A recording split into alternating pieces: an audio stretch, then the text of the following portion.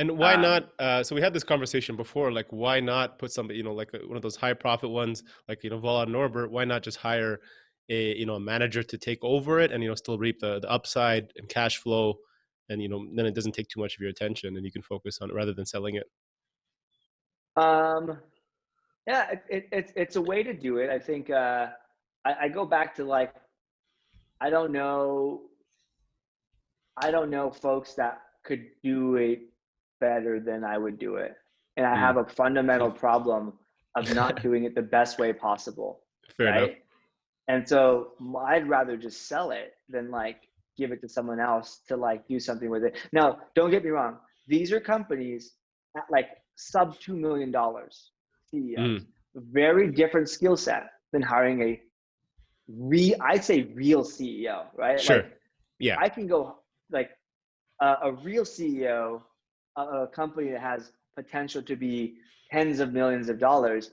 I have no problem hiring those folks all day long. I mean, to find the right company to fit them in there, and Sure. but I'm saying that, like, I feel like the sub $2 million ARR companies, which we have a lot of, excluding a few companies that we own in the 8, they require, it's more like a growth hacker CEO, right? Exactly. And Yeah. I just don't jive with that. And it's like the risk factor of a growth hacker CEO is, what if they just did it wrong? What if they don't know any better? Like, Fair I'm enough. just like, I hate to like sit on the sideline and see someone succeed or fail and know 4 or 5 other ways to do it. I consider myself a coach more than like a manager for my Yeah. team, now shaking others. I do like kind of coaching folks and doing it, but I think the jack of all trades kind of skill set, the companies are a little too big for, and Mm. then but they're too small for like a real CEO and a marketing team and like the whole full-fledged team, right? There's like this medium space that I think it requires, in my opinion, to grow the fastest and make the most from that deal. It requires to be the savviest, right? Mm. It Mm. requires an edge. Like, what is my edge in growing my company versus another, like all my competitors? Right. I'm better at it, or like whatever. And I don't feel like the CEO in place would have that same edge. Yeah, unless they were successful in a similar industry or business, and right, like it takes a lot of yeah Yeah. things to And check we were for. already, by the time we wanted to do that, we were already in the deals, right? What I would Mm. do in the future, if I want to bring a CEO on, I would structure them with equity, right? Yeah. Give them a portion of equity. But we didn't structure our deal that way. And so like I didn't want to redo it all to bring a Mm. person on that I wasn't 100% sure on. Makes sense. Now, when you're looking at, so you mentioned 2 million as a floor in terms of size. When you're looking at a potential acquisition target, right now, when you look at a business, if you can break it down to one factor or element that really gets you excited about the opportunity, what would you say that is?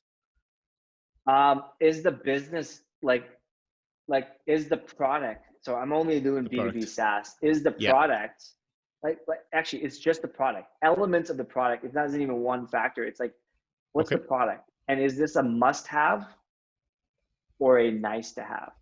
I don't Nice. care about competitors. Like, Mm. every one of my businesses, well, first of all, the SaaS space is way competitive, right? Like, there's just too many, Exactly. there's so many people. So like, competition, that's fun, cool. Like, that's actually good sign that there's a market here. But I think I'm not worried about like having 20, 30. Mailshake has 82 competitors according to Hmm. G2, Yeah. right? Um, fine, okay, no big deal, right? Hmm. Biggest competitor, Outreach, billion. Smallest one, I'm like 10K and MRR, right? So like, doesn't matter. But what's the product? Like, is it good? Like, do we have to rebuild it? Like, is it core? How do we make it core? Like, what's the potential of this product? If I can analyze a product 10 different ways, which I normally do, Hmm. it is like I'm buying the product and everything that's kind of been done around it. And in Mm. most of our companies, the product is the growth engine. Marketing is fuel, sales is like rocket fuel, but the engine is still the product. And Right. with a shitty engine, if they have to rebuild it, it is, then you buy the marketing. And that's Yeah. great too. These days, marketing is more expensive than product, like meaning what it takes to build a product. Sure. But you have to be aware, are you buying a marketing engine or are you buying a product? And Yeah, there's a lot of that. very different. And I think there's the market, in my mind, the market's shifting to like, it's almost better off buying the marketing because it's less expensive and less timely than building the product. Mm, But arguable of the risk factors and I don't know. I wouldn't only invest on the marketing side with the poor product. But like, look at guys like Neil Patel, right? Neil bought Uber Suggest, freaking good product, but Neil brought his traffic and the yeah. traffic. Sorry, Uber Suggest traffic was ridiculous, right? All he had to do was figure out ways to monetize it, and then he like combined it with his traffic, which made it like a huge funnel.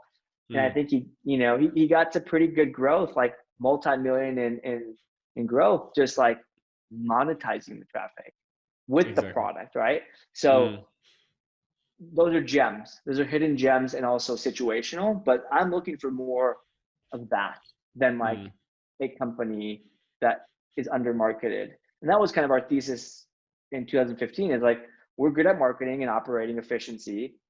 We can run it better and we can do a better job growing it than most around. And our thesis and concept now is like, well, look, everybody's doing this. There's lots of companies doing this. What are we really good at? We're really good at growing companies, operating them effectively, building teams. And where do we want to spend our time for the next 5 to 10 years, right? We've already mm, proven out the concept. I'd say six, even the one that was, even the two deals that are bad, we're still up on. Like if we go sell mm. them, they're still worth more or the same than we bought them for. So like, I'd say up being like we made profit along the way. So like net gain, Mm, but that's not the way you look at it because there's a time factor too, which means like, sure. did you really want a 30K a year job for 5 years that even though you made money, even Yeah. though you made 100K in 5 years, it's still, anyway. So yeah, did that answer your question? It does, yeah. And I think that's what I love too. When we look at a business is like you see those founders who are very product focused and they just like, they're those wizards that just love building versus like going out and marketing it. They're scared to market it, but somehow they've grown by one channel. And then you come in and you apply a few more channels and just keep building on the product. Guys, I want to shift gears on the investor side. When you're raising capital, because you've done that with a couple of deals, external capital, what are your top three main ingredients to get, would you say, other investors on board to trust you into acquiring and managing a company? Is there something? I know obviously they trust your experience and your background, but is there these three things you say, look, this is what this company is doing. This is why you should invest in it. Yeah. Um, it's really, I don't know if there's three. I think one is Mm-hmm. um, like showing your experience and sharing your experience is number one. Meaning, like, I've got people that I email regularly whose money I don't have, but they know everything I'm doing right now. Mm-hmm. Why? Because I want them to know what I'm doing. If they want to, if they choose to get involved in our next deal, they can. I don't need, I'm not required. They're not even a shareholder and all they've done is probably sign an NDA, but they could go and use that information to go buy another company or invest with another partner and whatever.